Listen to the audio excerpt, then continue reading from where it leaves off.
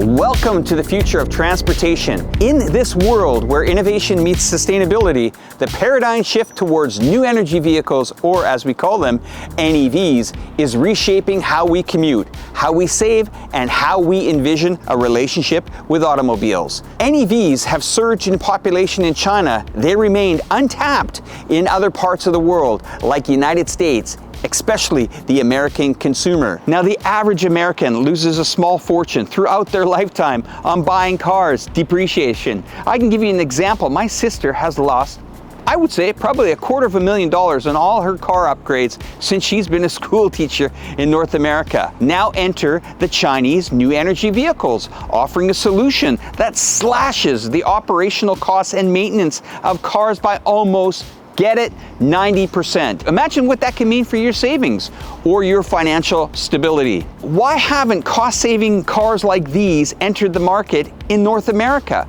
Well, it's not the lack of demand or the need, it's about the commitment and collaboration. And that means from the car companies to the government. The Chinese government has invested in this collaboration, setting the stage for the rise of the new energy vehicles. They're everywhere here in the city of Chongqing. Okay, now meanwhile in North America, political focus tends to revolve around the corporate interests, hindering the strides towards change that benefit the average citizen like you. Chongqing, located in southwest China here, something special is happening. They're spearheading the revolution, offering a glimpse into the future where sustainability meets affordability, where transportation evolves for the betterment of all. Well, I welcome you to the new motor city called Chongqing, China.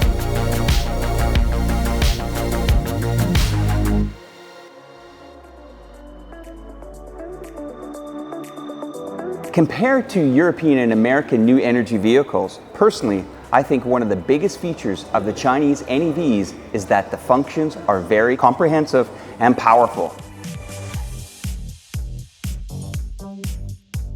And this is Avatar's engineer, Santi. Nice to meet you. Nice to meet you, Alex. This is the first model of Avatr company. So the name is Avatar11. This model is generated by three giants in the Chinese automobile industry: Huawei, Chang'an, and CATL. Chang'an empowers the manufacturing, research and development, and also the quality control for this car. And for Huawei, we can see there is a HI logo here, which means we have a Huawei full stack intelligent solution on this model, from software to hardware. What a beautiful car. Yes, and for CATL, it empowers with the power battery, power management, and also the charging network. That's a beautiful product. Wow, what an interactive panel here. It's my first time in the Avatar11. Santi, these chairs, they feel wonderful. I hear there is kind of like a massage way to help the driver and passenger, maybe for fatigue or... So as you mentioned, for the massage, we have the button here. This is the control of the massage. Okay. And we have a 3 level I feel that of already. the massage. And also you have a different type of the massage. You can check in on the waist, on the shoulder, and it has a lot of, like this, a waving cat step and the snake step. So this is the different type of massage, and you can choosing like this level 3, level 2, a little bit softer, and the level 1. Now, is there any, let's say you're in a colder climate, is there a heat that you can put into the chair as well? Sure. This is a heat on the chair. If you open it, it's the heat. But in this summer, right, we use the cooler. So this is the air vent, and it also has 3 levels to be controlled, 3, 2, 1. All those materials where we can touch by our skins, those are antibacterial materials. We also have these UV radiators, which could, sanitize all those environment. So a lot of features that I guess this is very advanced from many years ago, stepping into a car. And it looks like, now who's powering this? Is this part of your Avatar11's intellectual property, or is there other companies helping out with this? Yes, this is design, because this is we are OEMs, so all those functions, they are coming from other suppliers and also it's coming designed by the Avatar11. So this is a central control display. It controls almost all the functions on this vehicle. And also that is entertainment display for the passenger. Okay. You can watch a movie, you can karaoke, and you can see a lot of things like pictures over there. And this is the cluster for the drivers, Okay. which shows when we're on the road, there will be more information. Since these are always updating and always thinking, maybe from a security standpoint, also from a software standpoint, is this over the air? Like I could be driving and if my car needs to update, is it going to update just wirelessly? Yes, it's wirelessly because we are connecting to the 5G network. Santi, so no keys. Yes. Can anybody just get in this car and drive? No, we have this car, or you can use your phone to Okay. get into this car. And let's say your son, your daughter, old enough to drive. Yes. How can they get in without this and this? Okay, so if your son or your daughter, they have another phone, smartphone, Yeah. and they have these Avatar apps on their Okay. phone, you can authorize them the authorization, then they can get into the car. So gone are the days of lost keys for cars. Yes. Outstanding. Let's Yes. hit the road. Yes, let's go. What mapping system are we using here? Mapping system, we are using Gaude and Huawei. So we are dual mapping system here on this vehicle. So for example, when we driving like in the autonomous driving system, that will be the Huawei's mapping system. So Huawei uses that in the autonomous vehicle system, right? Yes. And the interesting thing about it is as you said, there's two companies that are powering these maps. Again, as China continues to evolve with this technology, we're just going to see enhancement after enhancement after Yes. enhancement. That's incredible. Yes, with a lot of cars implemented those apps. And I can imagine that probably saves the manufacturer of a car a considerable amount of money not having to actually really invest in doing it alone. Because we see in the North American car market, Yes. we have the big three, we call them. I believe it's General Motors, Ford, I believe it's Chrysler, that could be Yes. the third one. They're very competitive against each other. And yes, sometimes they do use OEMs for some of their systems, but they are not as advanced as this is. Yes. I think even we're struggling in North America to even get a 5G network Yeah. to go. Yes. So immediately the North American cars are at a disadvantage. I believe so. Yeah. Even from probably a safety standpoint, a mapping standpoint, economical standpoint, and really understanding how these vehicles work. Yes.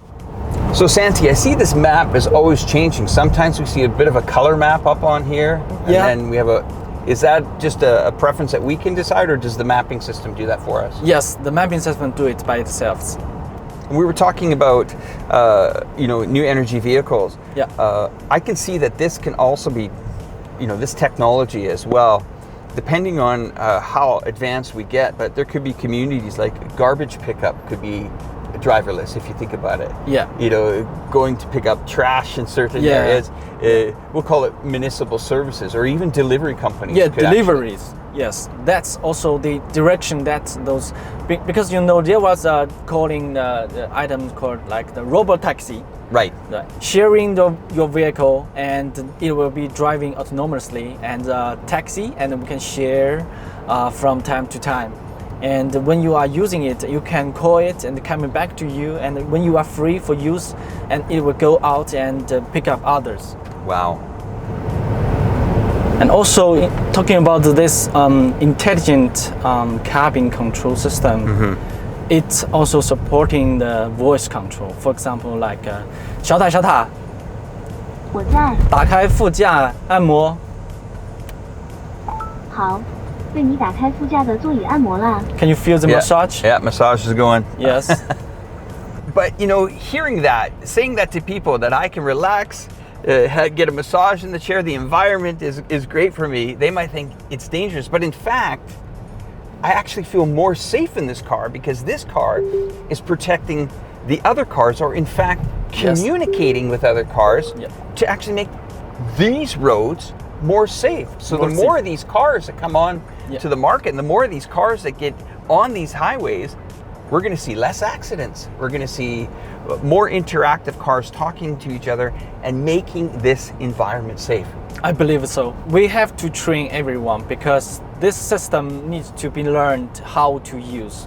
For example, like how you go into the autonomous driving system, autopilot driving system, how you control your vehicle, and for example, how I go to another road, I push the button, the handle here, it will sense the vehicles, see the environment. When it's safety, it goes green, goes blue, it comes into another road. It has to be told and has to be learned how to use this system. When they're passing that examination, they could be certified to using this system. Otherwise, it's kind of like a pure EV car driving by the electrical motors, right. And you can drive up and down, but you cannot using these functions. Well, hearing that actually gives me a little bit of comfort, because I think as drivers, I got my driver's license 36 years ago. Yes. Okay. When we were looking on a map, we took out a piece of paper and somebody in the passenger seat would say, okay, you got to drive this line. There was papers all over the place. Now this is interactive. My understanding of this, as being a driver for over 3 decades, is the following.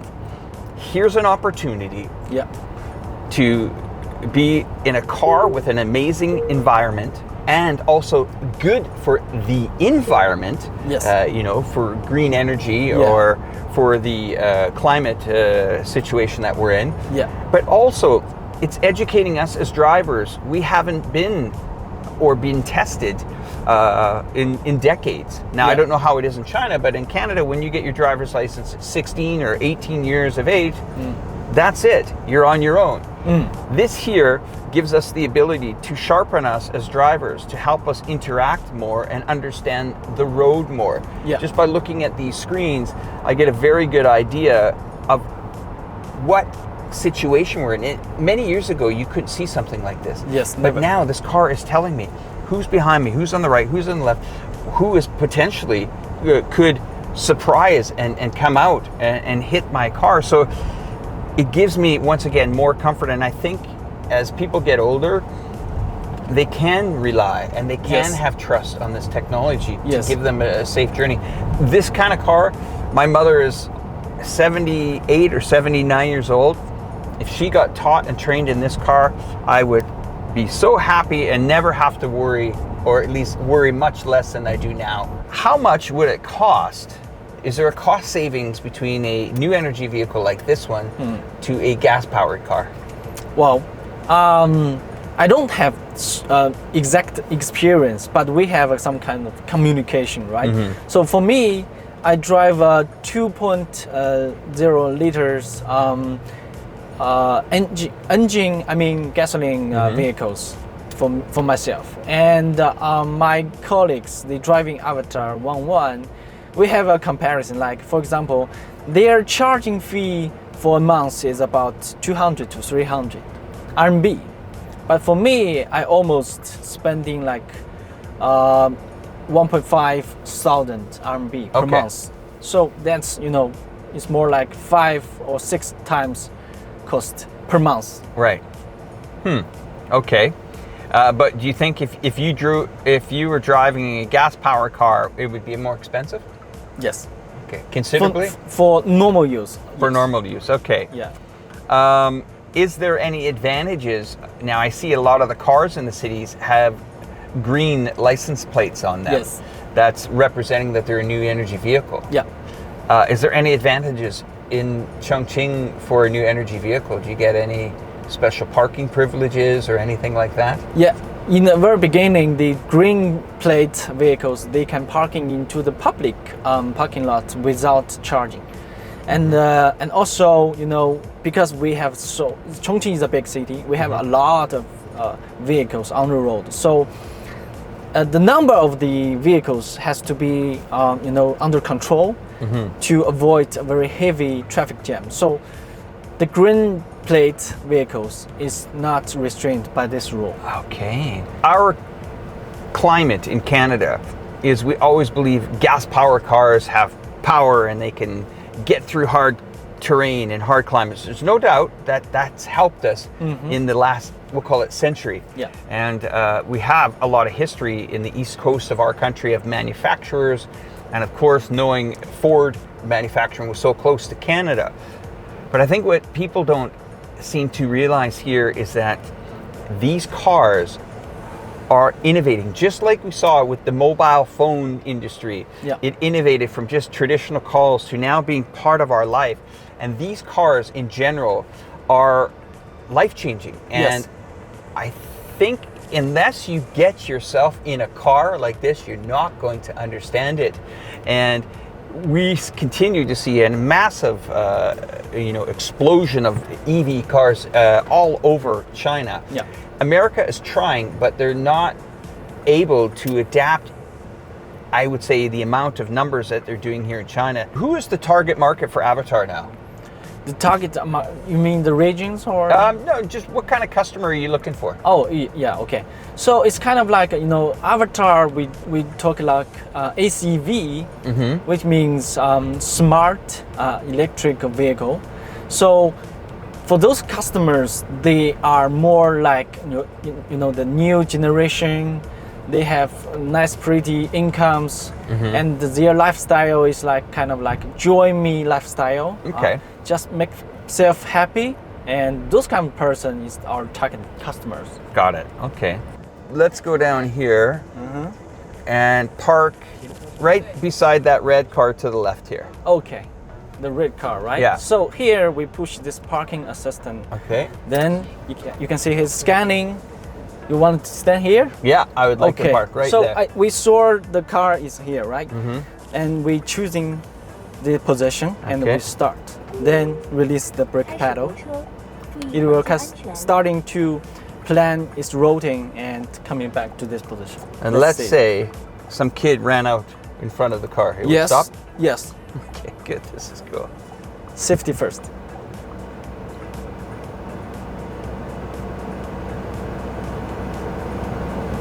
It's impressive. How does it know how to do that? Yes, because the Avatrs, the high sensitivity sensors around us. What I've just experienced over the last 30 minutes driving in this car is something extraordinary. Really, it is life-changing, not just the way we drive, but the way vehicles communicate. Now, I've owned over 20 cars in my 36 years of driving, and this is something to be excited about. Where is this going to go? Where are China's new energy vehicles going to take us? You need to stay tuned, because this is one very exciting time to be a car owner.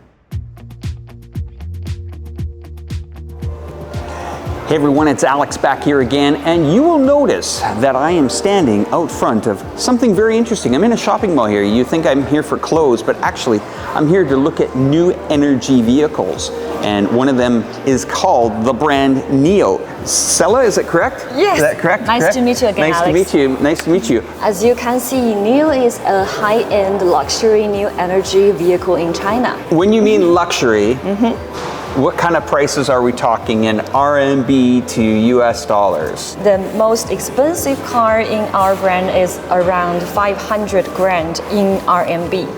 Okay. And this one is like 300 grand. I'm just looking at it. So we have Italian tires on this car, Pirelli tires. So this whole stereotype from America that says these cars are just plastics and electric engine put together is, we can see immediately here with Pirelli tires, 20-inch rims on these cars.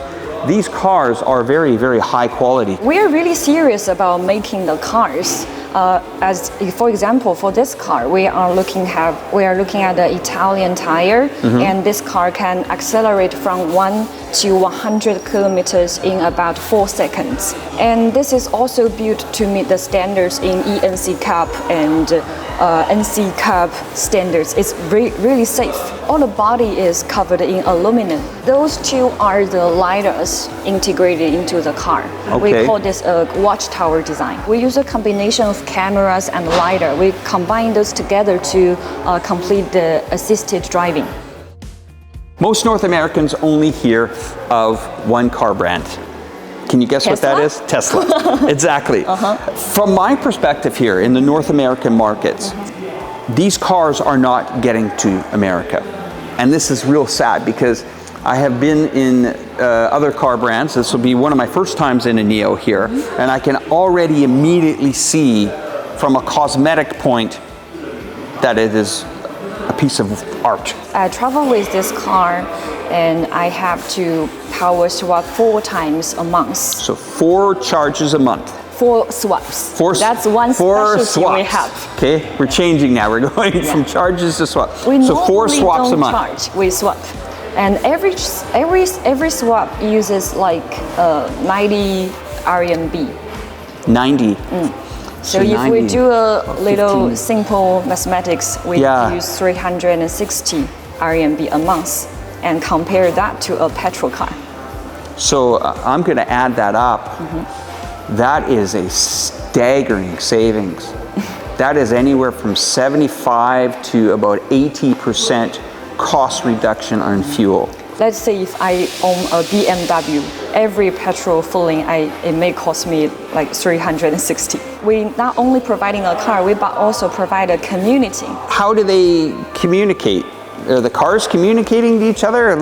Or they just walk into sales rooms like this? We have a user-only center back there. Now, I've never heard of the user-only center. Can you show me what the user-only center is? What that means? Welcome. All right, let's go. Let's have a look what that means. Okay, QR code, special treatment. Open here. You're part of the club. Yeah, welcome to the club. All right. So, okay. Welcome to NEV'S. Every NEV house has its special drink. This is called a wonderland of green illusion. I can see now this community is very interesting. It's connecting people. It's people that have cars that are connecting people that have cars and how they can enjoy cars in every aspect. This is would say a traditional way to charge cars, right? Yes, that's true. How long would it take using something like this? Let's say if we didn't have the battery swapping, because we're getting to the battery swapping. Okay, so if we want to charge our vehicle from, let's say, 20% to 80%, it will use half an hour. Except NIO, other brands also built a lot of charger facilities nationwide. So they're multi-use and multi-cars? Yeah. Okay, so now let's go look at the battery swapping. Till today, we have 2,100 power swap stations nationwide. Over 2,000 of these nationwide, huh? Yeah. Why did they go to the battery swapping? For a lot of electricity vehicles, the most difficulty for the users to use them is the time for charging. No matter how fast it is, it will still take 30 minutes to 45 minutes to be fully charged. But if you are in a rush, it's not very convenient. But if you have power swap station, all the process to get a fully charged battery, it will only take you 3 to 4 minutes for the 3.0 platform. For the 2.0 platform, it will only take 7 to 8 minutes. Okay. On the other hand, do you know why fast charging is so difficult? No, tell me. Because it's a great challenge for the network. If you want to have many spots, many facilities to fast charging, it's very difficult for the network, for the electricity to support. But the power swap station, the theory is really simple. We have the batteries charged when we are not busy, when the electricity is not busy. And when you need it, we have a fully charged battery. You don't need to charge it right away. So you save time, save energy, and friendly for the network.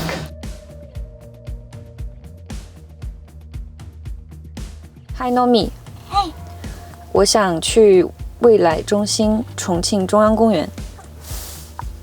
好的。 Okay, let's hit the road.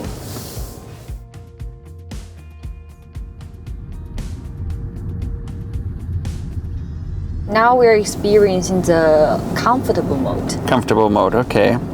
It won't accelerate too fast, and when we take a break here, it feels soft. Yeah, much different driving experience than even some other new energy vehicles that I've driven in before. And it's very easy to switch, because here, this is the comfort mode, and this is sporty, and this is energy saving. You can just switch it with your wheel. Now we are going to a wide road. We can have a test drive for the Sporty Plus mode. So just the click of a button can put us into sport mode? Just like that, huh? Already switched into Sporty Plus mode. Sporty Plus mode. There's a red sign. Wow. Wow, okay, you can really feel the pull of that, huh? Yeah. This is... So that's what we just went through. Yeah, that is what we went through. Okay. And there's all the other vehicles around me which detected by the LiDAR. So all those cameras are always busy feeding information back to this. Great. Yeah. Sila, what I've learned today is amazing. What I've learned is battery swapping, okay, instead of charging. Well, we have both choices, right? The reliability of these cars, the accessibility of these cars to be able to handle all types of weather, all types of traffic environments, the saving, the value, the speed, the power. I mean, there is so much to these cars. And I mean, what is your selling point when somebody comes in and for the first time to see a car like this that maybe they have never driven a new energy vehicle? What do you say to them? I will definitely tell them this is the best electric vehicle you can find in China. Because as you can see, it's beautiful, it's powerful, it's comfortable, and this is your choice. Well, that's quite the selling point. And to our friends from America that are watching, we hope that these cars get into that market, not just because China is trying to get the new energy vehicle market, but these are cars that do change your life. There are many things about it. The safety, the data, the savings that you have as a person that owns these vehicles. I can only hope that these videos attract more of an audience and that soon we will be seeing these cars on American roads. All right, guys, thanks for watching. Talk soon.